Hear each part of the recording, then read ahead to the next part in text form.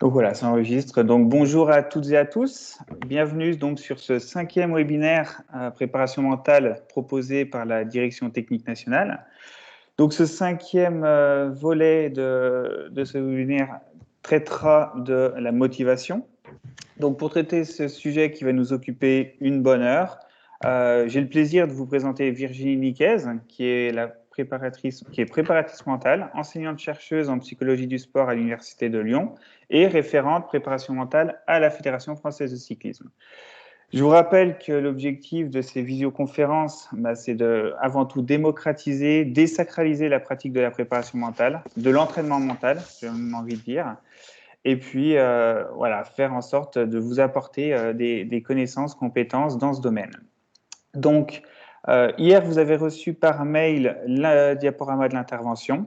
Il vous a été fourni avant tout pour que vous puissiez vous imprégner de certaines notions théoriques qui vont être abordées et qu'on puisse, au cours de cette visio, se concentrer sur des exemples et des exercices concrets que vous allez pouvoir réutiliser ultérieurement dans votre club, dans votre structure. Voilà.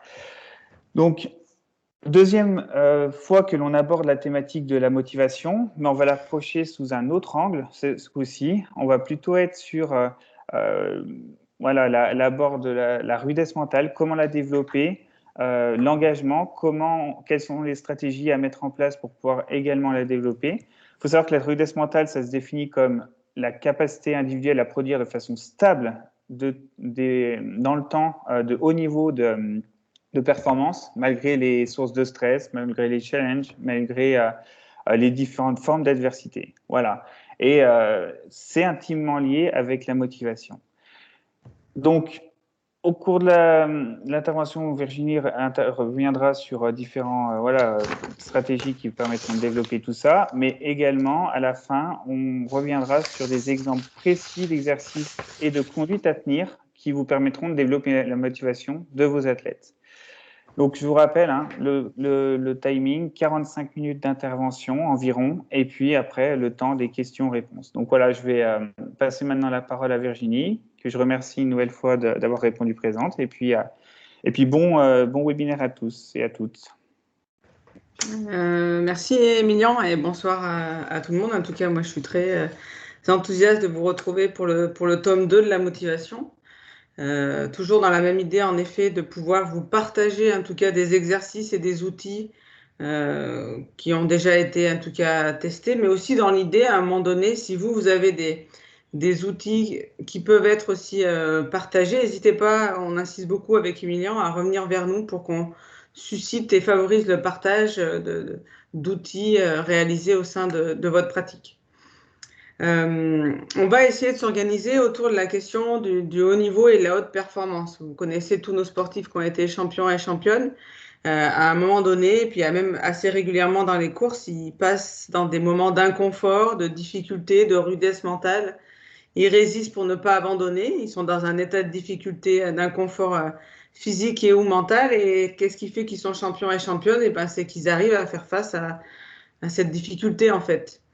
Du coup, on va essayer de vous fournir des outils autour de comment commencer un nouveau comportement, une nouvelle routine. Vous savez bien que après les fêtes, souvent, on est plein de bonne attention, ou même quand on veut encore progresser, il faut qu'on mette en place d'autres routines et que ça prend du temps. Comment sortir de sa zone de confort? Ça va alimenter aussi nos réflexions. Comment résister à la volonté de ne pas abandonner, de ne pas faire une série de moins, de ne pas faire l'effort supplémentaire? Et pour aller jusqu'à comment embrasser et apprécier en tout cas l'inconfort qui, dans les disciplines d'endurance, sont un déterminant de la performance. Du coup, je vais vous partager mon support.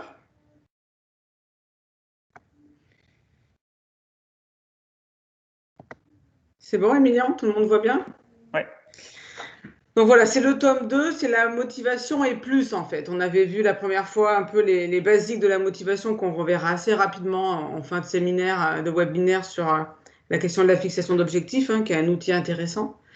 Mais là, je voulais plutôt rentrer vers la motivation et plus en fait. Qu'est-ce qui fait qu'on se dépasse?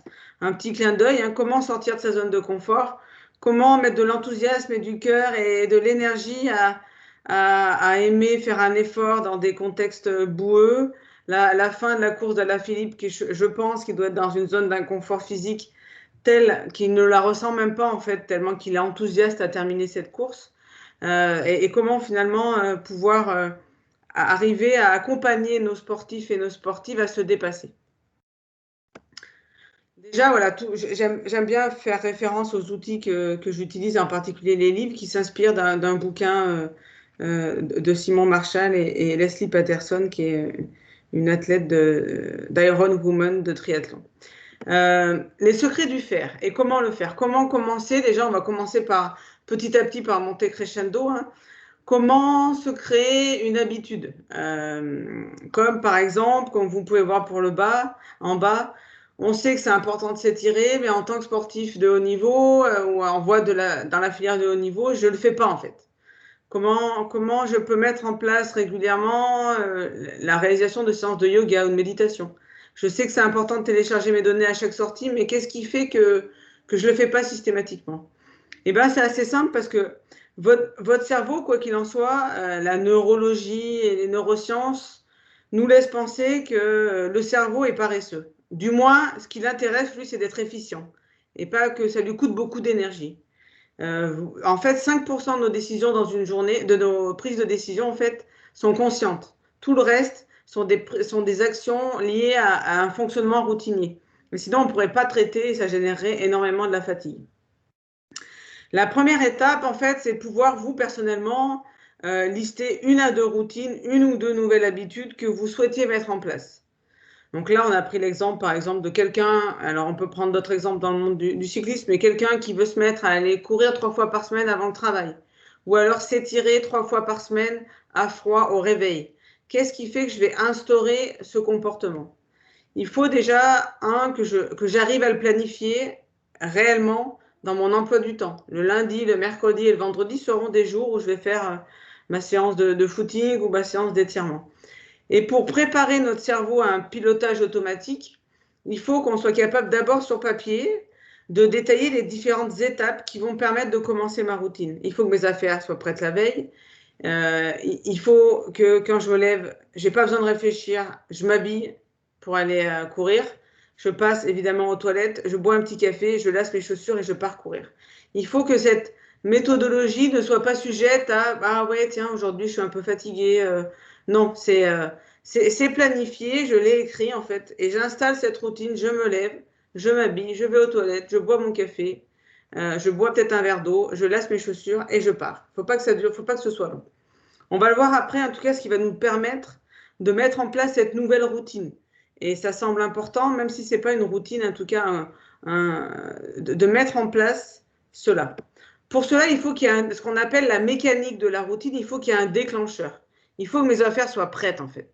D'accord? J'arrive, je les vois. Il faut que quand je vais faire mon yoga ou mon stretching le matin, mon tapis, il est prêt, en fait. Il est identifié dans ma maison. Je me lève, je vais aux toilettes et je file faire ma séance de yoga ou d'étirement. Il faut que ça devienne automatique parce que mes affaires doivent être prêtes. Et derrière, du coup, je m'engage sans me poser de questions. Parce que qu'est-ce qui se passe en fait si on se pose trop de questions? Vous l'avez bien compris, ben voilà, on va réfléchir à nos émotions et on va plus facilement trouver un peu de fatigue et trouver une raison pour procrastiner et pour faire le lendemain. Et ça ne va pas nous aider en tout cas à avancer. Alors le déclencheur, des fois, ça peut être, si vous travaillez chez vous, bah, c'est à chaque fois que je vais aux toilettes, je fais 20 pompes. À chaque fois que tous les jours, quand je vais me laver, je prends ma douche, je fais 35 pompes. Il faut trouver l'élément déclencheur, mais il faut le clarifier dans votre tête. Donc, et faire en sorte, en effet, que ça devienne automatique. Il faut que je sache précisément ce que j'ai à faire. Une fois que j'ai installé ce déclencheur et que j'ai mis en place, en tout cas, cette routine, évidemment, il y a toujours un moment de récompense. Alors, la récompense, c'est déjà le plaisir de l'avoir fait, en fait, d'avoir fait ce comportement qui est bon pour ma santé. Parce qu'évidemment, quand j'installe une nouvelle routine qui est d'aller courir les matins ou de m'étirer, c'est pas forcément au début un comportement qui est agréable en fait. D'accord? Si c'est le matin, se lever, aller boire un verre de jus d'orange, c'est plus agréable que d'aller faire un footing de bon matin. Donc au début, ça se peut que ce ne soit pas agréable de mettre en place cette routine parce que ça vous demande de sortir un peu de vos zones de confort et de changer vos habitudes. Du coup, il faut le rendre automatique. il faut en amont aussi s'accorder sur le fait que j'identifie les barrières. Parce que sinon, toutes les raisons pour ne pas faire, elles vont assez facilement venir. Par exemple, si j'ai un appel urgent le matin, je vais quand même faire mon jogging. Si je dois aller au travail plus tôt, eh ben, je fais quand même mes exercices la veille. Si j'ai moins de temps pour le faire, eh ben, peut-être que mon footing, je le fais un peu moins long. S'il pleut, j'y vais quand même. Il faut identifier toutes ces barrières pour pouvoir ne pas avoir d'excuses le jour J.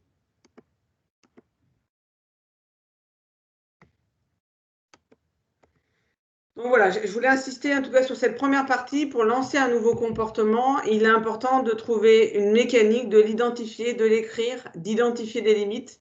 Et ces routines, elles sont souvent importantes. Par exemple, j'entends souvent quand même, c'est important que je fasse du renforcement musculaire. Ok, il me faut 20 minutes. Quand est-ce que je peux le caler dans ma semaine? Comment je peux m'organiser? C'est important que je m'étire et que je m'améliore en souplesse. À quel moment je le fais? Il est vrai que le matin, c'est vraiment un moment un peu plus opportun. Le soir, je vais être plus sujet à mes émotions et en particulier à l'envie de ne pas le faire. Donc voilà sur le secret du faire et comment le faire. Mettre en place une routine automatique où je ne suis plus obligée de me poser des questions. Maintenant, on va aborder un peu plus la deuxième thématique, c'est sortir de cette zone de confort. Je vais y venir petit à petit. Les recherches nous montrent que on doit apprendre à faire face à l'adversité et l'échec. Ils sont source d'apprentissage. Ça veut dire que déjà dans nos entraînements, nous devons mettre en place des situations où je prépare mes coureurs et mes coureuses face à l'adversité et face à l'échec, qu'on peut aussi vivre lors des compétitions. Pourquoi? Parce qu'on se rend compte en fait en neurologie, en neurobiologie, que en fait ça permet de créer des changements neuromoléculaires, hormonaux et psycho dans le cerveau, qui fait que quand je fais face à l'adversité, ça permet de développer chez moi des ressources pour mieux me préparer, pour mieux m'adapter et pour être mieux résistant dans le futur. Parce que, évidemment, toutes les nouvelles recherches avec les neurosciences nous aident à mettre en avant que les nouvelles expériences, grâce à la neuroplasticité de notre cerveau, je ne vais pas vous faire un cours de neurosciences, ce n'est pas ma spécialité, mais quand vous allez comprendre la mécanique, qui fait que faire face à l'adversité et à l'échec va me permettre en tout cas de développer des capacités à mieux me préparer et à mieux m'adapter dans le futur. Donc si déjà en fait dans l'entraînement je ne sors jamais de ma zone de confort, eh ben, ça va être difficile de pouvoir le faire lors des compétitions. Alors qu'est-ce que c'est en fait sortir de sa zone de confort? Par exemple, c'est faire une course à un niveau supérieur. C'est faire une nouvelle épreuve dans une nouvelle discipline. Par exemple, je suis en route et tiens, je fais une cyclocross. C'est concourir avec des élites alors que je suis espoir. C'est augmenter la distance de ma sortie et je sais que ça va être difficile. Pourquoi je ne le fais pas en fait? Qu'est-ce qui se passe dans mon cerveau? Mon cerveau, il se dit, oulala, ça va être difficile. Je ne vais pas vous refaire non plus un rappel très long, hein, mais on a le cerveau impulsif qui est vraiment sous l'ordre des émotions, qui est régi à 3% par faire en sorte qu'on ressente du plaisir et surtout éviter les dangers. Et de l'autre côté, on a le cerveau raisonné qu'on appelle le cerveau professeur, qui sait que quoi qu'il en soit, même si on fait une sortie difficile, nos organes ne vont pas exploser, nos poumons ne vont pas exploser et que physiquement, on n'est pas en danger. Mais en fait, le cerveau impulsif nous rappelle que, attention, j'ai peur de sortir de ma zone de confort parce qu'il y a un danger. Et le danger, en fait, il n'est que psychologique. C'est dans le regard par rapport aux autres. Est-ce que je vais avoir l'air stupide? Est-ce que je crains une humiliation? Je fais une course élite, je crains d'être dernier. Est-ce que je vais être dans l'embarras? Est-ce que j'ai bien fait en fait? Est-ce que ce que je fais est adéquat ou inadéquat? Et ce qui fait qu'on ne sort pas de notre zone de confort, c'est simplement parce que notre cerveau, il n'aime pas l'inconfort et qu'il lutte entre les sensations d'inconfort physique et d'inconfort psychologique et mental. Et il se dit, ben non, mais j'aimerais rétablir tout ça et j'aimerais faire en sorte que tout le monde se sente bien. Quoi qu'il en soit, il est important de noter que ce n'est pas les personnes qui échouent. Ce sont les actions et les plans qu'on met en excusez-moi. Ce sont les actions et les plans qu'on met en place, pas les personnes. C'est-à-dire que si je me dépasse et que je finis pas la course, c'est ma stratégie en fait. Ça ne veut pas dire que je suis une personne pas bonne ou que j'ai subi de l'humiliation. travailler sur cette question du regard des autres. Je sors de ma zone de confort si je fais une course avec des élites alors que je suis espoir. Mais de toute façon, je sais que ça va être difficile. Donc, il faut que je forme mes objectifs en termes d'efforts à fournir et non de temps ou de performance que je vais réaliser. Donc voilà, dès que je sors de ma zone de confort, on a toujours tout à chacun du mal à en sortir parce que je sais que je vais atteindre une limite d'inconfort physique ou mental avec une crainte d'être jugé par les autres, faire une série supplémentaire et puis exploser à la fin de la série, exploser physiquement.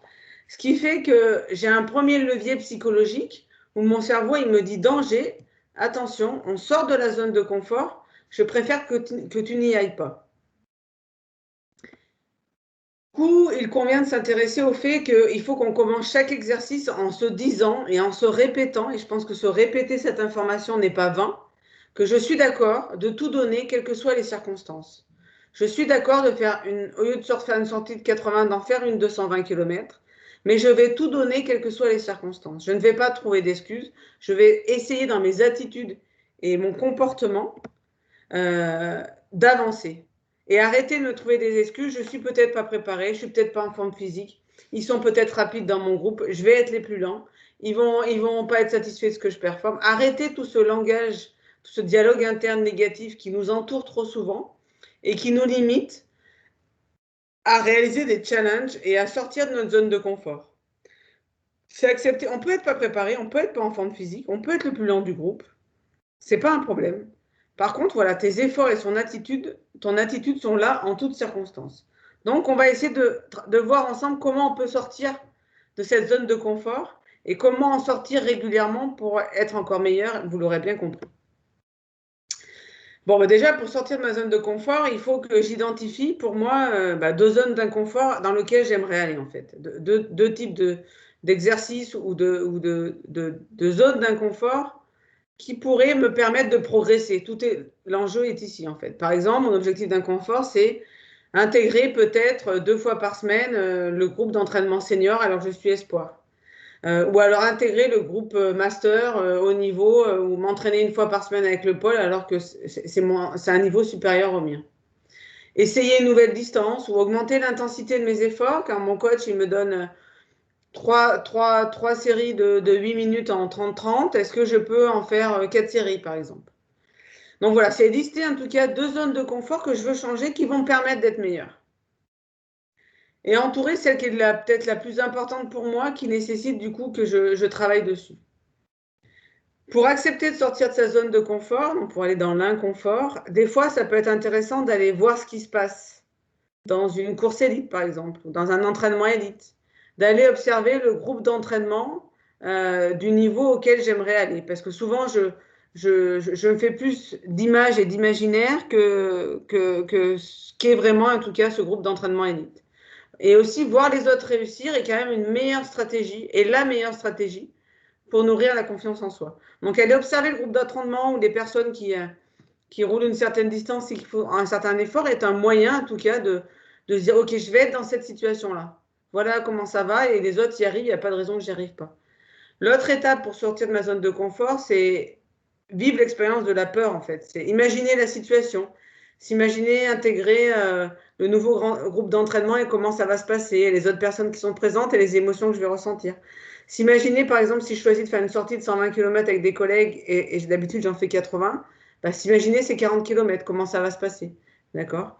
Et après, maintenant, on va mettre un plan d'attaque pour faire face aux émotions qu'on va ressentir pendant ce moment d'inconfort. Bah, vous l'avez bien compris, que je suis dans une zone d'inconfort, donc les émotions qui vont émerger en premier sont plutôt des émotions négatives et un discours interne négatif. Donc mon plan d'attaque, si on prend l'exemple d'aller m'entraîner avec un groupe de plus haut niveau, de faire des simulations de course avec les élites, qu'est-ce qui va se passer? Les choses, donc secrètement, en fait, je suis inquiète dans ma tête. Je crains en fait de ne pas aller assez vite. Et je crains aussi, par exemple, de ne pas comprendre les consignes du coach.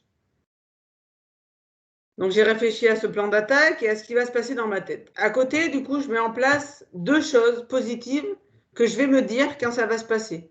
Quand je me dis, ouais, je ne vais pas aller assez vite, tout de suite, il faut que je me dise non. C'est ce dont tu as besoin. Faire partie de ce groupe d'entraînement va t'aider à progresser. Ça permet de développer ma dureté mentale. Et je l'accepte en fait.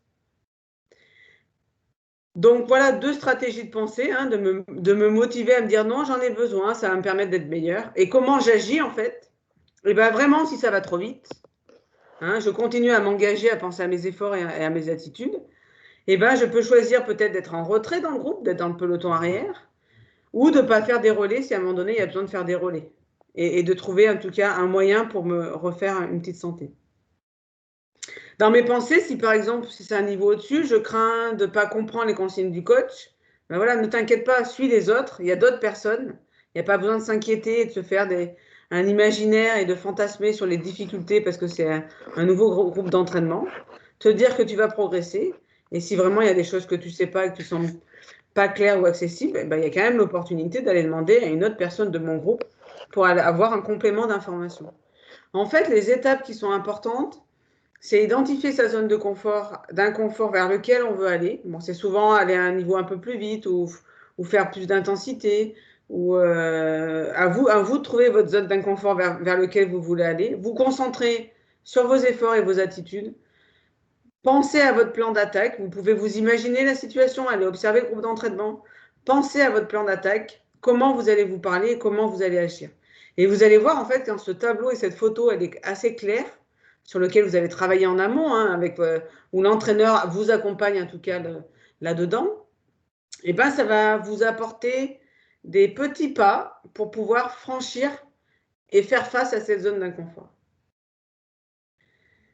Bon, voilà pour comment oser sortir d'un peu de sa zone d'inconfort. Maintenant, on va aller sur, OK, j'ai besoin de continuer, mais je ne veux pas. Je résiste à l'urgence d'abandonner. Je pense que vous l'avez tout à chacun vécu, hein. C'est abandonner, d'arrêter d'essayer en fait. L'idée, hein. Ici, abandonner, c'est quand vous arrêtez d'essayer, quand consciemment vous réduisez votre effort, alors que vous en avez sous la pédale, comme vous dites, alors que vous avez les capacités physiques de continuer à un peu haut niveau d'intensité. On l'a tous vécu, hein, et on le vivra encore. Donc la question, c'est comment y faire face et comment, en tant qu'entraîneur, entraîneuse, je peux donner des outils à mes athlètes à comprendre quels sont les types d'abandon qu'ils réalisent et comment je peux les accompagner là-dedans. Alors, la première étape, c'est de déterminer les types d'abandon. On va le voir tout de suite après, comment faire ce travail de diagnostic ou d'audit. Et la deuxième étape, eh ben, il y a des stratégies mentales à mettre en place pour, en tout cas, gagner cette bataille du cerveau. Je vous rappelle, le cerveau, il sent votre inconfort physique, ça brûle dans les cuisses, ça fait mal, et dans sa tête, il se dit « Ouh là là, mais ça, c'est pas normal, il faut qu'on relâche, il faut qu'on arrête. » Et du coup, il y a une dissonance cognitive, c'est-à-dire entre ma zone d'inconfort physique et ce que je pense dans ma tête, et du coup, je préfère relâcher. Donc, votre cerveau, je vous rappelle, il va vous, au début, si vous faites pas face à, et vous comprenez pas en tout cas ces stratégies, et ben vous allez avoir tendance à abandonner. La recherche nous montre que qu'est-ce qu'un abandon légitime, hein? C'est un abandon où finalement, en effet, j'étais pas bien. Et ben, il y en a que 10% des abandons légitimes. Donc finalement, ça fait très peu et on a tendance finalement à beaucoup abandonner parce qu'on est dans un inconfort physique et ou mental qu'on n'arrive pas à gérer parce qu'on l'a pas appris à le gérer en fait. Et l'enjeu, c'est de l'identifier et d'apprendre à le gérer. Quoi qu'il en soit, notre cerveau, il n'aime pas l'inconfort et on va l'aider en tout cas et l'alimenter pour faire face à l'effort et continuer à maintenir mon effort. Comment je fais un audit de mes abandons? Alors, c'est important de prendre votre athlète. On va voir des exemples juste après sur la diapo suivante, hein. Mais c'est important de prendre vos athlètes et de leur dire, bah, tiens, note tes abandons, comment ça s'est passé, d'accord? Quelle est la raison officielle, ce qui est dit en fait aux autres pour justifier son abandon, hein. J'étais DNF à la course parce que j'étais malade, ou voilà ce qui est affiché, hein. Et quelles étaient en fait en réalité mes pensées noires qui ne se partagent pas trop aux autres en fait. Et puis, vous allez, quand vous allez faire ce diagnostic, cet audit, identifier si l'inconfort physique, il est supérieur à l'inconfort mental. Et dans ces cas-là, eh ben, ça veut dire que vous avez besoin de vivre plus d'expériences physiques d'inconfort pour améliorer votre tolérance. Souvent, la situation d'inconfort physique, en fait, les athlètes, ils la vivent qu'en compétition. C'est important de pouvoir faire vivre autant faire se peut. Je sais que c'est difficile de simuler des compétitions, mais d'aller dans un confort physique qui soit égal, au même niveau qu'en compétition à l'entraînement. C'est pas simple, mais essayer de retrouver. Maintenant, on a quand même des indicateurs physiologiques dans le haut niveau qui nous laissent penser que là, mon athlète, il n'était pas loin de ce qu'il a exprimé, par exemple, au dernier championnat d'Europe ou au dernier championnat du monde. Donc, qu'est-ce qui s'est passé? Je coche et j'évalue en tout cas ce niveau d'inconfort physique et mental. Si mon inconfort physique est bien inférieur à mon inconfort mental, vous allez voir comment on met en place tout ça, et ben ça veut dire que j'ai besoin de stratégie mentale pour faire face à cette urgence d'abandonner où mon cerveau me manipule, entre guillemets, parce que je n'ai pas encore mis de stratégie en face, pour arrêter mon activité.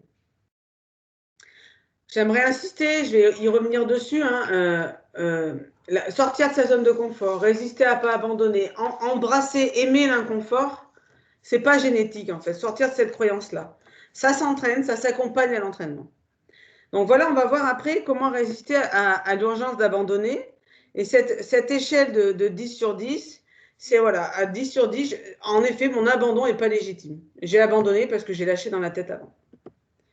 Donc voilà 3 exemples qui vont essayer, autant faire se peut, d'illustrer en tout cas petit à petit mes propos et vous donner des outils pour y voir un peu plus loin. Je suis supposée faire une séance de 3 fois 8 minutes, 3 séries de 8 minutes, de 30 secondes d'effort, 30 secondes de récup. Et finalement, j'ai fait que 2 séries. La raison officielle que je dis, bah ouais, j'ai eu un coup de fil avant le début de l'entraînement et puis du coup, j'étais en retard pour l'école. Bon, ça, c'est la raison que j'affiche. Mais finalement, quand je réfléchis bien, en fait, j'ai été impactée parce que mes valeurs de puissance étaient mauvaises. Du coup, j'ai fini par me décourager et je me suis arrêtée à la 2e série. Je craignais en tout cas que mon entraîneur me pose des questions et je me sens un peu en échec, donc je n'ai pas voulu tenter la 3e série. Là, on est typiquement sur un abandon pas légitime où j'ai lâché dans la tête parce que j'ai eu une difficulté, parce que je ne me sentais pas bien physiquement, qui fait que je n'ai pas mis assez vite face à la difficulté. Je me suis trouvé des excuses et j'ai relâché et je n'ai pas fait l'effort pour faire la 3e série. Si on prend le 2e exemple, j'ai une sortie d'entraînement de 2 heures à faire en endurance fondamentale et au bout d'1 heure et demie, en fait, j'avançais pas. Du coup, je suis rentrée chez moi. La raison officielle, voilà, j'ai le sentiment d'être fatiguée de la semaine passée. C'est vrai qu'on a beaucoup de travail au lycée, donc voilà pourquoi j'ai arrêté. Bon, la vraie raison dans ma tête, en tout cas dans mes pensées, c'est j'ai des ennuis au lycée. En tout cas, ça me prend un peu la tête. J'avais les jambes un peu lourdes. J'aurais pu faire en tout cas facilement les 30 minutes, mais en tout cas, j'avais de l'inconfort mental. J'en avais sous la pédale, mais je n'ai pas fait l'effort de le faire. Le dernier exemple, c'est voilà, je dois rouler à 7 heures du matin, qui est peut-être une fenêtre qui me permet soit de rouler à jeun ou d'être disponible avant ma journée scolaire ou professionnelle. Bon, finalement, au réveil, c'était un peu dur, donc je me suis dit, je roulerai peut-être à midi, mais je ne l'ai pas fait. La raison officielle, c'était que voilà, j'avais besoin de dormir et la météo aurait été peut-être plus favorable à midi.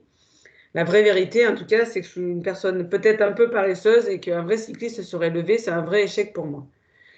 Et finalement, en termes de légitimité de l'abandon, il n'est pas légitime, j'ai pas d'excuses, mais je n'ai pas fait l'effort en tout cas pour me dépasser.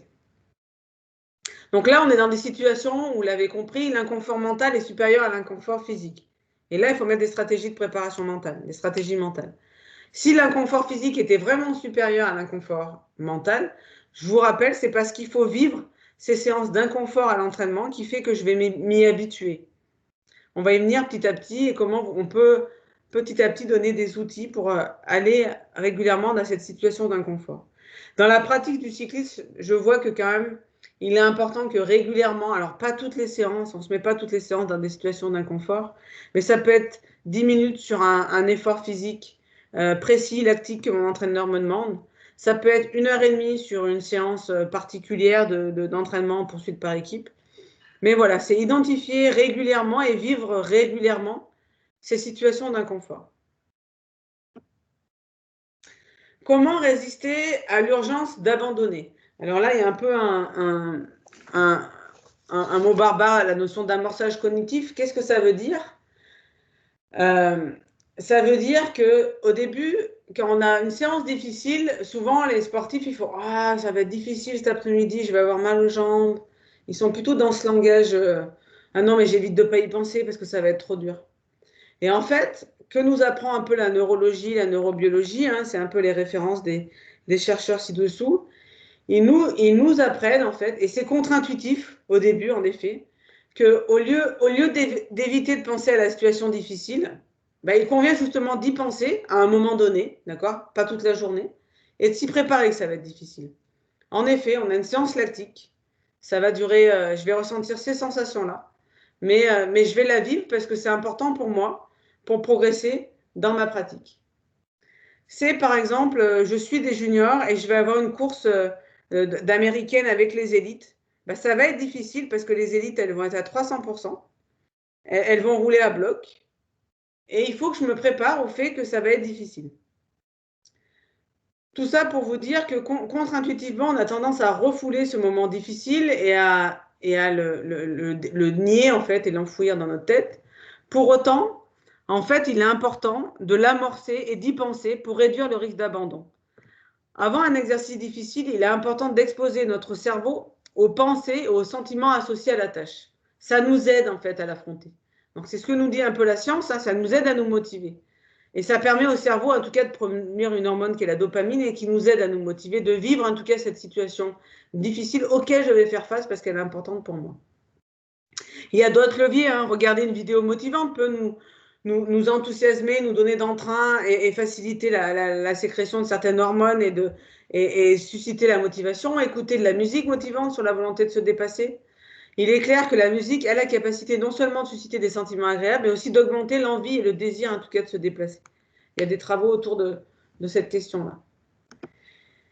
Bon, tirer en partie de la biologie pour booster sa résistance à l'abandon, c'est vrai qu'on a moins tendance à abandonner tôt le matin ou en début de journée que le soir. Ou souvent, si on fait sa pratique physique ou sa séance de muscu, c'est plus aisé finalement de la faire le matin, comme ça c'est fait. C'est le meilleur moment pour se dépasser.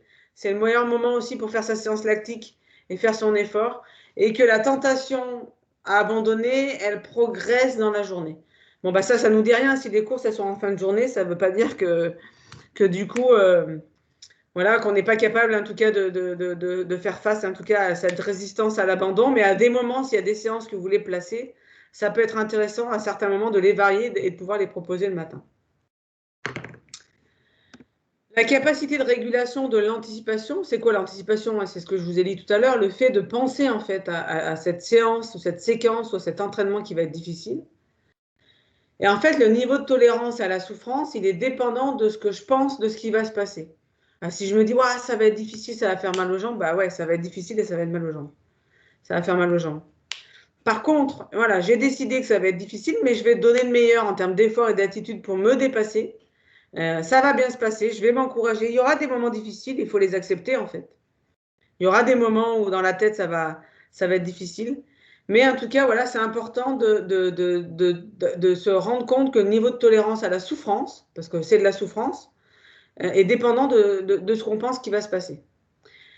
Et on peut aussi s'offrir des jokers, en fait, si on veut abandonner, quand on s'entraîne seul et qu'on est vraiment dans un exercice difficile ou une passe difficile.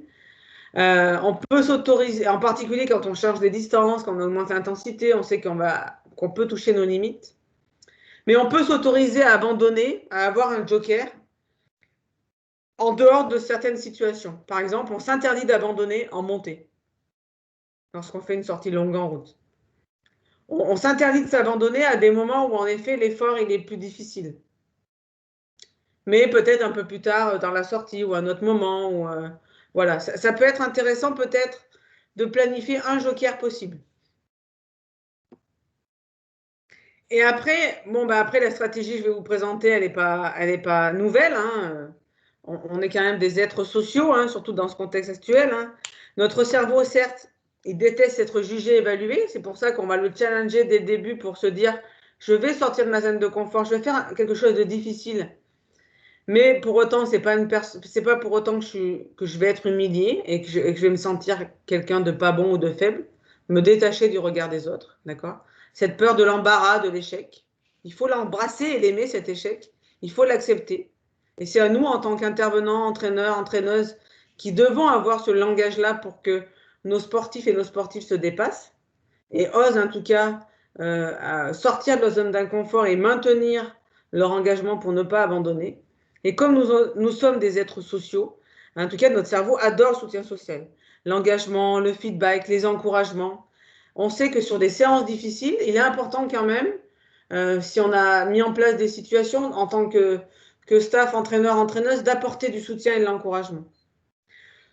Par contre, l'encouragement et le soutien, il n'appartient pas qu'au staff, en fait. Il appartient aussi aux équipiers, aux coéquipières et aux gens qui sont dans le monde de l'entraînement, le préparateur physique qui est là, le mécano.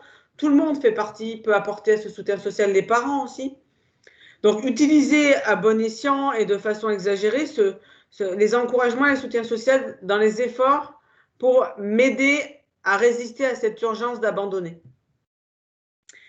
Et après, voilà, il y a d'autres stratégies qui sont en effet de s'entraîner en groupe. Je ne vous apprends rien.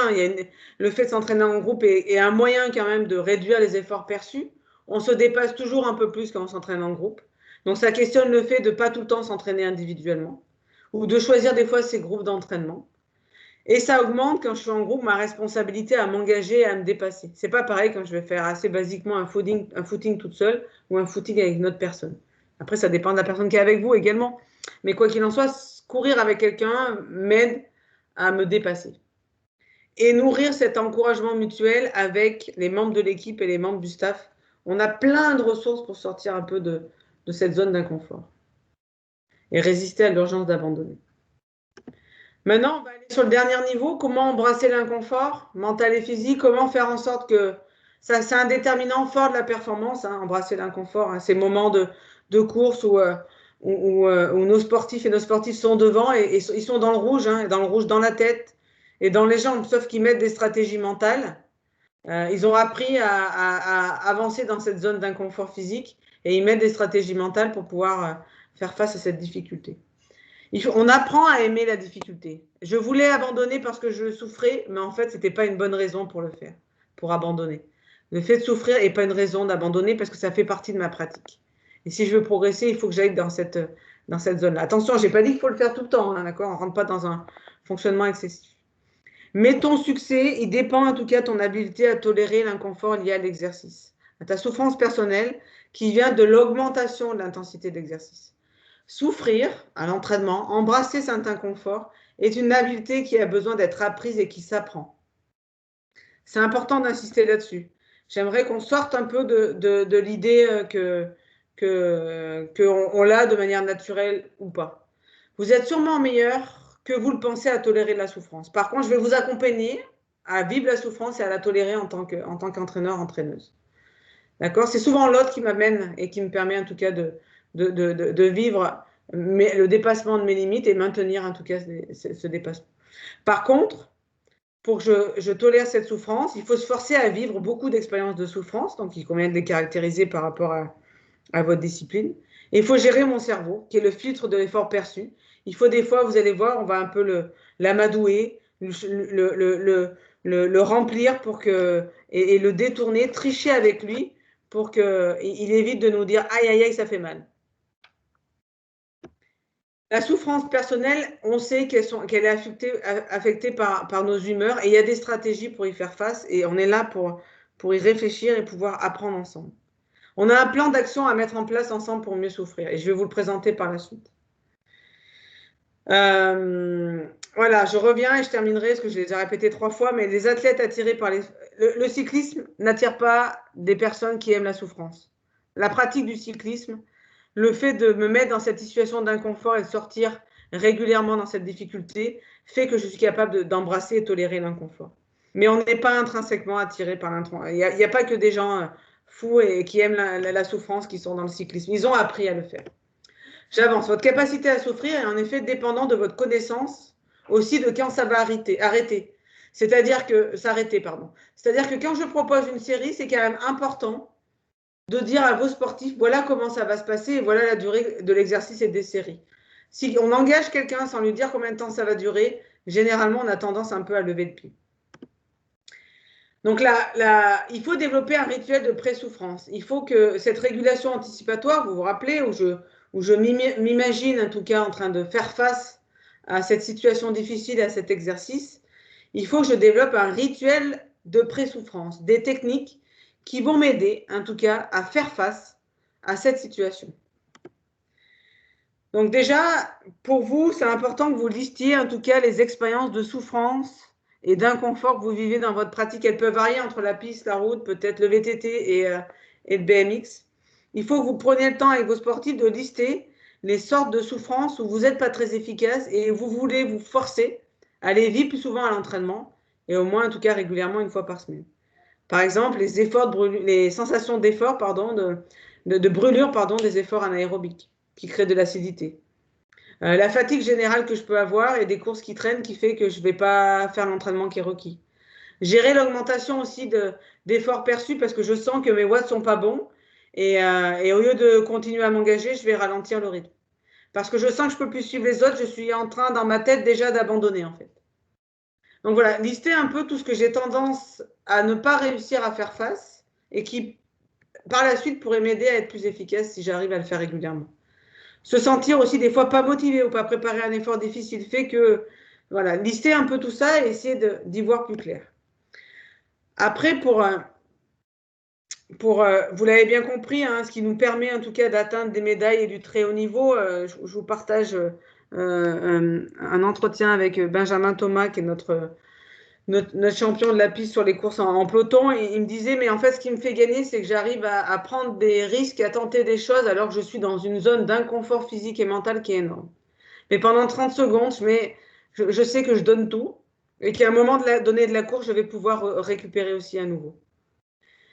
Donc, ça veut dire qu'il s'entraîne aussi. Dans ses stratégies d'entraînement, il choisit des moments où il va encore faire la série de plus, même quand il est rincé, qui va encore augmenter l'intensité de plus, ou qui lui permet en tout cas qui va encore lui faire en sorte qu'il prend encore un autre risque pour tenter de prendre encore un autre tour ou tenter une attaque qui lui permet de vivre ces sensations de limite et d'inconfort.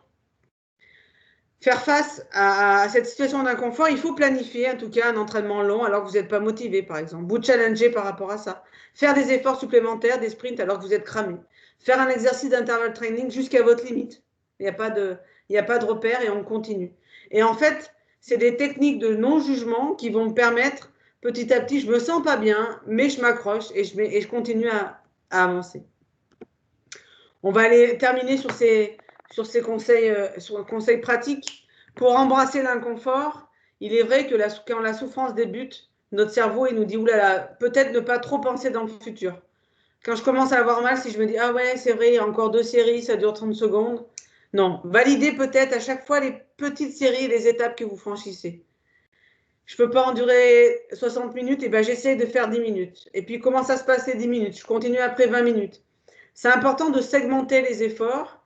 Et peut-être si je dois faire, par exemple, 60 minutes d'effort, au début, je fais peut-être 6 fois 10 minutes. Et puis, ce découpage va m'aider petit à petit à avancer. Ne jamais penser à tout ce qui reste à faire, en fait. Vous l'avez bien compris. Donc, tous les discours, ah, punaise, il reste encore 2 séries. Il faut expliquer à vos athlètes qu'il ne faut pas les dire, en fait. D'accord? Et par contre, là, vous êtes là, allez, c'est bien, on a fait une série, on récupère, pensez à souffler. Et je vous rappelle pour faire la deuxième. Voilà, juste avant ce qu'il y a à faire, en tout cas sur les quelques minutes, plus le challenge est dur, plus il est intéressant de le segmenter. À vous de choisir le challenge. Une autre stratégie, c'est compter. Alors, qu'est-ce que c'est en fait? C'est que, bon, la musique, hein, je ne vous apprends rien, dans des efforts violents, c'est intéressant d'écouter de la musique parce que ça nous réduit notre perception à l'effort et ça coupe nos pensées, aïe aïe aïe, j'ai mal, etc. On l'a tous un peu vécu, hein, s'entraîner avec de la musique nous permet de rendre compte qu'on peut aller un peu plus haut sur les watts et que la perception d'effort, elle est moindre. Amusez-vous des fois à remplir ce qu'on appelle la mémoire de travail. C'est assez simple. Vous faites un footing, vous faites une sortie, un effort de 30 secondes en fin de sortie, etc. Amusez-vous à compter par exemple 0, 2, 4, 8, 6, 10, 12, 14, 16, 18. Et puis voilà, votre cible est à 300 mètres. Et vous continuez 20, 22, 24, 26. Allez jusqu'au bout de votre effort. Et vous allez voir, c'est assez particulier, mais ça contrôle votre attention. Ça renvoie un peu sur le webinaire sur la concentration. Je détourne mon attention de mes pensées. Aïe, aïe, aïe, j'ai mal aux cuisses, hein, des émotions négatives. Et ça remplit notre mémoire de travail, ça évite de trop penser. Ça use la bande passante et ça évite de penser à l'effort et à sa durée et à la douleur. Voilà, ça, c'est des petites tactiques que vous pouvez proposer. Il faut que ça reste des choses simples. Si ça prend trop d'énergie dans la mémoire de travail, par contre, c'est un peu risqué. Si vous dites ça, il faut que je compte en espagnol 2 par 2 ou en anglais 2 par 2, c'est quand même pas la même chose, quoi. ou si je fais de manière décroissante, peut-être que ça use un peu plus d'énergie. Mais voilà, c'est des stratégies qui mènent en tout cas à avancer par rapport à ça. Bon, et après, j'y reviens souvent sur la technique de pleine conscience, qui est une technique qui permet de faire face à l'anxiété et au stress, et surtout, en fait, qui nous permet d'accepter l'inconfort et accepter de ressentir des émotions sans les juger. Non, là, c'est difficile, mais c'est pas grave, j'accepte. Je juge pas en disant, ouais, je suis nulle, je me suis mal préparée, j'en ai ras-le-bol, je vais rentrer chez moi. Et s'entraîner à la pleine conscience, j'en remets en avant encore l'application Petit Bambou, qui présente aussi des situations de 10 minutes sur la pleine conscience, nous aide en tout cas à résister à la tentation de se juger. C'est pas faire, j'en ai marre, l'entraîneur il me fait des trucs trop durs, etc., etc. Ça nous permet en tout cas d'avancer petit à petit. Voilà, après des conseils pratiques, il y en a encore d'autres. Il faut accepter que tout n'est pas plaisant en fait, et souvent des fois le plaisir arrive peut-être des fois après l'effort. Il faut vivre voilà, les sessions peut-être d'entraînement des fois longues et ennuyeuses. On peut trouver des alternatives sans baisser forcément sur nos watts, mais pour écouter un livre audio, une comédie, s'entraîner avec d'autres personnes est un outil intéressant. Quand j'ai une séance difficile, en particulier, demander sur une sortie de 6 heures avec la dernière heure, vous devez être à tant de watts, pardon. Demandez à des personnes de vous rejoindre sur la dernière heure de votre effort, ça va vous aider à maintenir votre enthousiasme, à vous engager. Si, par exemple, en effet, s'étirer, télécharger mes données, des choses qui prennent pas beaucoup de temps, mais qu'on n'arrive pas à mettre en place, faites-le pendant un autre moment, par exemple. Ou demandez à un coach perso que sur les 10 premières séances, il vous accompagne pour pouvoir en tout cas, avancer là-dessus et pouvoir le faire. On avait déjà vu, on va revoir en 5 minutes, en tout cas, comment développer la motivation. On avait insisté sur le fait de répondre à leurs besoins, savoir pourquoi les gens ils sont là, travailler sur la technique de fixation d'objectifs de maîtrise. C'est important. Je vais vite vous présenter la fiche. Émilien, je te propose d'intervenir et de présenter la fiche score. Oui, très rapidement aussi, parce que comme tu l'as évoqué, Virginie, on est sur des choses qu'on a déjà vues, mais on voulait un peu plus rentrer en détail sur la fiche score, et puis voilà, qui est une fiche totalement, qui est facilement utilisable et qui permet de bien développer la motivation. Là, vous avez sur votre écran des exemples de tableaux remplis, mais il faut savoir qu'il y a une démarche dans tout ça. La première, c'est qu'on part d'une situation que l'athlète nous présente, qui va tout d'abord lister les satisfactions et les insatisfactions qu'il ressent par rapport à cette situation dans son état général au moment de l'exercice. Donc, par exemple, là, le premier exemple qu'on va vous donner, c'est qu'en gros, l'athlète a du mal à terminer les courses avec la fraîcheur qui serait nécessaire pour aller gagner ou faire une belle performance. En tout cas, il y a un épuisement précoce et il passe d'une situation où il est dominant à une situation où il est plutôt dominé. Donc, à partir de ça, à partir des insatisfactions qu'il aura identifiées, l'athlète va définir un objectif particulièrement important à ses yeux. Il peut en définir plusieurs, mais à la fin, il faut qu'il sélectionne le plus important. Donc là, pour le coup, ça va être par exemple son objectif par rapport à la situation qu'il aurait identifiée, d'affiner la gestion de son effort, c'est-à-dire qu'il puisse lisser son effort, comme on le dit. À partir de là, l'athlète lui-même, c'est pas vous qui le faites, c'est vraiment l'athlète qui le fait, complète les feuilles effets. Et dans cette colonne, il va devoir noter les conséquences, que ce soit les émotions, les récompenses, qu'il va obtenir en cas d'atteinte de l'objectif qu'il aura identifié. Et les indicateurs, il va également identifier les indicateurs qui soient mesurables, qui soient quantifiables, qui vont permettre de définir s'il a atteint ou non ses objectifs. Donc là, pour le coup, ça va être par exemple qu'il a réussi à exploiter tout son potentiel sur l'intégralité de la course, ou qu'il va limiter sa frustration de passer d'une situation où il est dominateur à une situation où il est dominé. Et donc, par exemple, si on veut des critères mesurables et vraiment quantifiables, ça peut être par exemple sur un contre-la-montre, voir la courbe de puissance, voir s'il n'y a pas de chute du niveau de watts sur la fin de l'épreuve. Une fois qu'on a identifié les effets, donc c'est vraiment deux étapes importantes. La situation d'une part et les objectifs effets d'autre part, ça va vous permettre de définir le début et la fin du parcours. en fait, il va ensuite être nécessaire de réfléchir aux causes ou aux obstacles qui vont jalonner en fait le cheminement de la situation présente à l'objectif. Donc, autrement dit, c'est d'identifier toutes les difficultés que va nécessairement rencontrer l'athlète. Donc là, pour le coup, ça va être par exemple qu'il y a peu de repères objectifs. C'est-à-dire que c'est vrai qu'on n'a pas réellement de compteur qui va nous dire le niveau d'énergie qui nous reste pour le reste de la course. Donc ça, c'est une difficulté qu'on va rencontrer.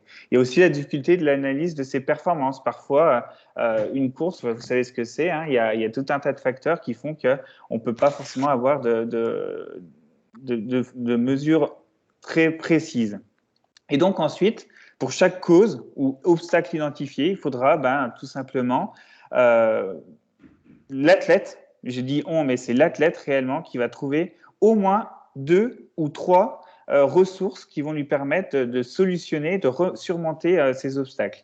Donc là, ça fait vraiment partie du travail qui est la plus intéressante, car elle va permettre d'anticiper les problèmes et les solutions, et du coup trouver les solutions potentielles qui vont permettre d'atteindre l'objectif. Donc là, pour le coup, pour surmonter l'obstacle qui est peu de repères objectifs, ça va être par exemple se créer des repères sensoriels et les coupler avec des valeurs de puissance. Donc ça a été l'objet notamment de l'exemple au cours du webinaire concentration. Donc je vous invite à aller le voir si vous voulez que ça vous parle un peu plus.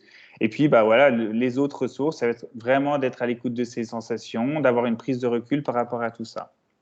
Voilà pour ce qui est de la méthode SCORE. Donc, il y a vraiment un fil à suivre et surtout, ce qu'il faut retenir, c'est que c'est l'athlète qui est acteur de la réalisation de cette fiche.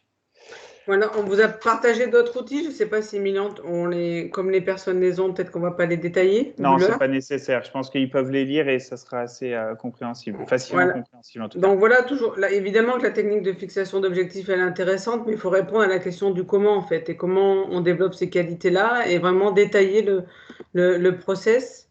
Il y a d'autres outils pour terminer le diapo, l'importance de souligner la compétence en fait, en communiquant des attentes claires, fournissant des tâches adaptées, encourager, là je vous apprends rien. Soutenir l'autonomie, aller identifier les ressources de vos sportifs, aller leur poser des questions sur comment s'est passée la séance.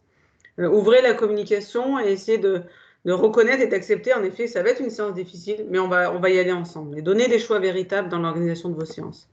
Et enfin, comment soutenir la proximité sociale, hein, se préoccuper de l'autre, permet de continuer à s'engager.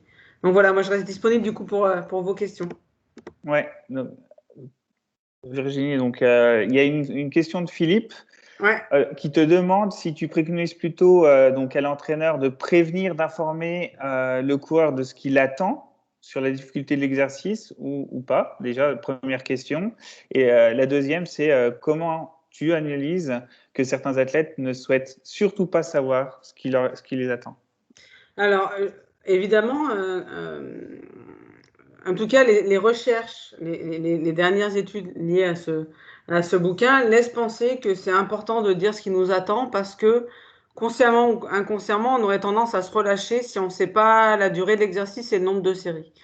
Voilà, c'est ce que montrent en tout cas les études. Après, il y a toujours peut-être des gens qui ont des modes de fonctionnement et qui ont des préférences, qui préfèrent ne pas savoir. Et ça leur appartient. Donc, je pense qu'il faut questionner l'athlète par rapport à ça. Mais là, l'idée, en fait, c'est se préparer au fait que ça va être peut-être long et difficile. Et vous avez bien compris, en fait, que du coup, ça me permet d'accompagner le sportif et la sportive à dire, OK, ça va être difficile, voilà ce qui va se passer et comment je vais l'aborder. Donc après, c'est aussi personnel. S'il y en a qui préfèrent pas savoir, il faut qu'ils essayent les deux et qu'ils voient là où ils sont peut-être les plus efficaces, où ils font le même nombre de séries, pas la même semaine. Et une fois, on leur dit et une fois, on leur dit pas et on voit s'ils ont été plus efficaces ou pas. Ça peut être un indicateur aussi.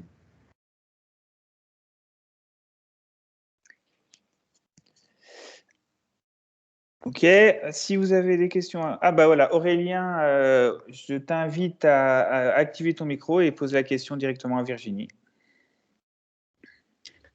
Oui, bonjour. J'avais une question, enfin deux même. La première, c'était par rapport à la routine. Est-ce que c'est intéressant de mettre une routine d'avant-course pour des athlètes, que ce soit veille de course ou une heure avant le départ? Et la deuxième question, c'était, en cette période de confinement et de Covid, comment maintenir la motivation chez les jeunes notamment, sans avoir d'échéance et sans qu'ils puissent se mesurer aux autres?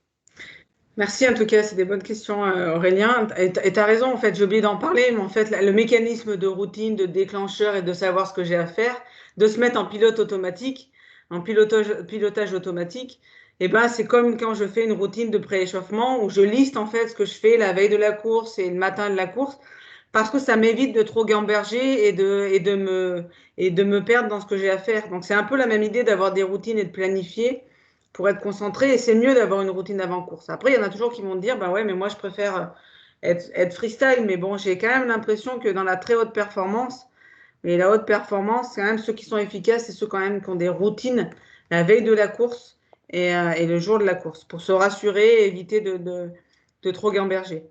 Et après, comment motiver dans ce contexte actuel? En effet, y a plus les courses qui nous challenge et qui nous défient. Alors après, bon, pour autant, on peut créer des simulations courses, hein. En ce moment, le collectif Piste crée des simulations courses avec les juniors, les espoirs et les élites, hein. Donc, on peut créer dans le groupe d'entraînement des simulations de course et créer du challenge. Et d'ailleurs, je pense qu'il faut en créer parce que si on continue à s'entraîner sans challenge, sans compétition simulée, on va moins. Il y a des chances qu'on soit moins motivé et puis qu'on s'engage, on va moins s'engager, donc on va régresser en fait. Donc à vous de trouver en tout cas du challenge et de trouver, de faire en sorte qu'il y ait du dépassement en fait et qu'il y ait et vivre de l'inconfort régulièrement, 1 à 2 fois par semaine, parce que c'est ce qui fait quand même l'empreinte de la pratique du cyclisme, hein, que ce soit le VTT, la piste et la route. J'aimerais rebondir sur la question d'Aurélien, Virginie. Quand on a des athlètes qui sont motivés quasi exclusivement par la compétition, du coup, là, ils se retrouvent dans une situation où ils n'auront plus forcément de source motivationnelle. Comment, au-delà des exercices que tu proposes, peut-être leur apporter des outils pour surpasser ça, en fait. Mais qu'est-ce que c'est en fait souvent la compétition? C'est un moment de stress et d'inconfort où je me challenge et où je me dépasse en fait. Où je vais y avoir un résultat, en effet, un classement. Donc, c'est comment dans la situation d'entraînement, je peux réitérer peut-être du challenge et du classement sur les sprints, quand on fait des sprints, sur les temps, les challenger sur les temps qui sont réalisés sur les séries, et leur faire vivre des situations d'inconfort quand ils sont sous fatigue, au même titre qu'une course qu'ils ont pu vivre. Il faut qu'ils vivent la même fatigue qu'ils aient en course. Donc, à vous d'être ingénieux, ingénieuse par rapport à ça, pour les challenger. Ça peut être, du coup, peut-être avant des efforts, on peut aller faire un footing avant de 30 minutes et puis après, on commence la séance. On est sous fatigue et on va se challenger et on va être un peu se challenger sur des exercices. Donc, à vous d'être ingénieux, mais ce qui est sûr, c'est il faut autant faire se peut, vivre la situation de compétition à l'entraînement, en fait. Mais qui est Covid ou pas Covid, j'ai envie de dire. C'est comment être au plus proche par rapport à ça. Ok. N'hésitez pas hein, à poser vos questions. Avant, peut-être qu'il y en a une qui arrive. Et on n'a pas forcément évoqué, tu sais, Virginie, motivation extrinsèque, motivation intrinsèque. C'est vrai que ça risque. Enfin, je pense que c'est plus facile de challenger des athlètes qui ont une prédominance à la motivation intrinsèque. Pour ceux qui sont vraiment motivation extrinsèque, ce qui les intéresse, c'est la coupe à la fin de la compétition ou c'est le regard de leurs parents. Enfin, voilà, comment peut-être les faire pencher, eux, vers de la motivation intrinsèque? Alors, c'est peut-être un vaste sujet. Hein. C'est du coup les persuader que, comme on l'a dit, ça renvoie à la question de. Souvent, aux athlètes, on leur dit quels sont vos objectifs et quand ils vous répondent, ils vous donnent que des objectifs de performance, en fait. Et sauf que, voilà, en effet, la performance, je peux l'atteindre parce que je maîtrise des choses. Et c'est les sensibiliser sur avoir aussi des objectifs de progrès qui vont permettre d'atteindre des performances. Donc, c'est dans votre discours persuader et convaincre qu'il faut passer par l'apprentissage et que ça va me permettre du coup on ne peut pas non plus être que extrinsèque Sinon, après, au bout d'un moment, s'il n'y a plus de coupe ou plus d'engagement, on risque d'abandonner. Hein, mais c'est les persuader d'aller sur des objectifs de progrès. C'est l'objectif de la fiche, en tout cas, par rapport à ça. Très bien, merci beaucoup Virginie. Donc il y a une vidéo. Oh là, j'ai encore plus de une question de Philippe, un autre Philippe. Y a-t-il des moments plus favorables que d'autres dans la planification d'entraînement pour mettre ces séances de souffrance? Faut-il les éloigner des objectifs, par exemple? C'est une bonne question. Alors après, moi, je suis pas entraîneuse de cyclisme, mais bon, j'ai l'impression quand même que ces temps d'effort, il faut les mettre avant une période de récupération quand il y a une course. Donc, vous respectez toujours la gestion de la charge. Il ne faut pas le faire la veille de la course, ça c'est sûr. Mais par contre, le faire vivre peut-être régulièrement. Des fois, j'ai envie de dire, il faut le faire des fois sous un état de fatigue, des fois sous un état de fraîcheur. Et par contre, il faut que ce soit à une semaine des courses. C'est ce qu'on fait généralement. On fait un stage une semaine, quoi, je pense du collectif endurance. Puis après, ils ont une semaine de récup. Et puis après, il y a des courses qui arrivent. Il y a toujours un temps de décharge. Donc, pas le faire proche, très, très proche des courses. Par contre, le faire régulièrement. Je sais pas si ça répond en tout cas à la demande, mais par contre, le faire régulièrement et un petit peu souvent, et peut-être qu'au début c'est 3 minutes, et peut-être qu'au début après ça sera 20 minutes et augmenter, et puis accompagner les sportifs à sortir de leur zone d'inconfort. C'est un objectif de séance, en fait, c'est un objectif psychologique, hein, mental, hein, la séance par rapport à ça. Il faut que ce soit affiché dans ce qui est présenté.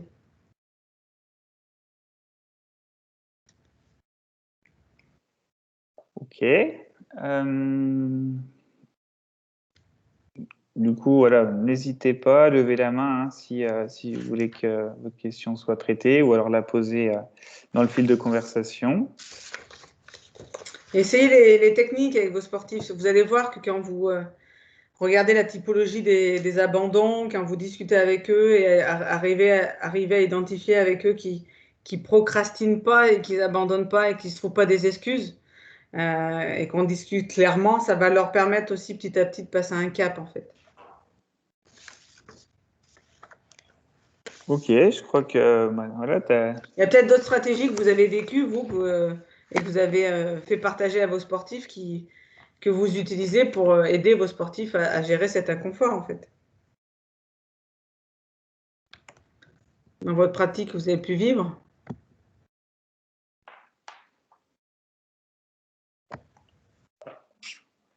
Bon, peut-être ouais, un témoignage, je sais pas, un Philippe Chanteau par exemple qui est entraîneur du Pôle France, il pourrait nous apporter une petite expérience par rapport à ça. Je pense qu'il en a vécu, non? Ah, une question qui émerge. Ouais, une question d'une bourguignonne franc-comtoise d'ailleurs, pour ton information Virginie. C'est Romane qui demande si le fait de s'entraîner avec les garçons est positif et à les cadettes. Dans ta question, en fait, Romane, ça laisse penser que les garçons vont peut-être un peu plus vite et que c'est un peu plus intense. Ça laisse penser ça. Oui, c'est intéressant pour ça parce que du coup, tu sors de ta zone de confort et il faut que... Je me trompe pas, Romane, hein, c'est un peu cette idée-là, hein, que ça va vite et que c'est d'autres stratégies et que... D'accord. Et du coup, en effet, c'est un moyen intéressant de pouvoir se dépasser. Ça, c'est clair.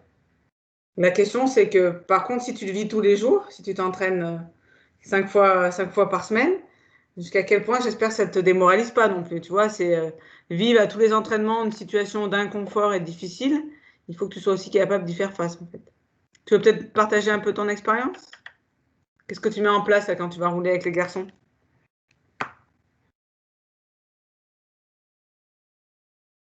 T'oses pas parler? Ça serait sortir de sa zone de confort, là, du coup, hein, Romane. Mais pour les autres, c'est régulièrement aller s'entraîner avec un niveau au-dessus. Hein. Donc, c'est aussi intéressant. Et souvent, on se dit, bah non, je peux pas, ça va aller trop vite, je vais les ralentir. Les autres, ils vont me regarder, ils vont me trouver nul. Et en fait, c'est tous ces discours internes, ces imaginations qu'on se crée qui nous brident, en fait. Et les abandons légitimes, en fait. Et il y en a très peu parce qu'il faut qu'ils soient le moins nombreux possible. Et c'est nous qui nous créons en fait les conditions de la non-acceptation de l'inconfort, alors qu'on est capable de le faire. C'est bien, moi j'aime bien voir une échappée, voir une coureuse et un coureur qui se dépassent et qu'à un moment donné, tant pis, quoi, il a atteint sa zone et il arrive plus à en remettre, c'est pas grave. Ça lui permet de vivre cette situation et que la prochaine fois, comme il l'aura vécu, il ou elle se sentira capable d'aller encore plus loin. Mais si je ne les vis pas, ces moments-là, c'est difficile de pouvoir un jour les faire en compétition, en fait. Bon, très bien. Bah, écoute, Virginie, on a passé largement l'heure de ce webinaire. Sauf si une question venait à apparaître dans les prochaines secondes. Voilà, on va conclure là-dessus. Simplement, j'ai... ah bah alors du coup, il suffit que je dise... Non, bah voilà, c'est un témoignage donc de Romain qui dit que les garçons l'intègrent bien au groupe et lorsque je suis parfois en difficulté, ils se mettent à mon rythme. Donc, l'essentiel, c'est qu'ils t'encouragent aussi. Donc, voilà, donc ce webinaire se termine. Vous allez recevoir là dans les prochaines minutes un mail de ma part avec un questionnaire de satisfaction à remplir. Donc voilà, c'est le même que les autres fois pour ceux qui l'ont déjà rempli, mais c'est toujours un bon indicateur pour nous pour connaître vos attentes et savoir comment on peut améliorer les prochains, sachant que le prochain webinaire, je ne l'ai pas dit en introduction, se déroulera jeudi 11 février à 18h30 sur la thématique de la relation entraîneur-entraîné. Donc voilà, je vous invite à vous inscrire si ce n'est pas déjà fait. Et puis, merci d'avoir suivi ce webinaire. Merci à Virginie de toutes ces informations très intéressantes. Et puis, Virginie, je te laisse conclure et dire au revoir à tout le monde. Ouais, merci pour votre présence. Et puis, n'hésitez pas à partager en tout cas vos stratégies. Ça en était quelques-unes parmi tant d'autres. Il y a peut-être des choses que vous testez sur le terrain et qui ne sont pas forcément dans les livres et dans les méthodes identifiées. Donc, voilà, n'hésitez pas à me faire partager par mail vos expériences, vos tentatives et puis vos documents, en tout cas, si vous avez tenté des choses. En tout cas, avec plaisir de vous retrouver dans 15 jours. Bonne soirée. Bonne soirée, à bientôt.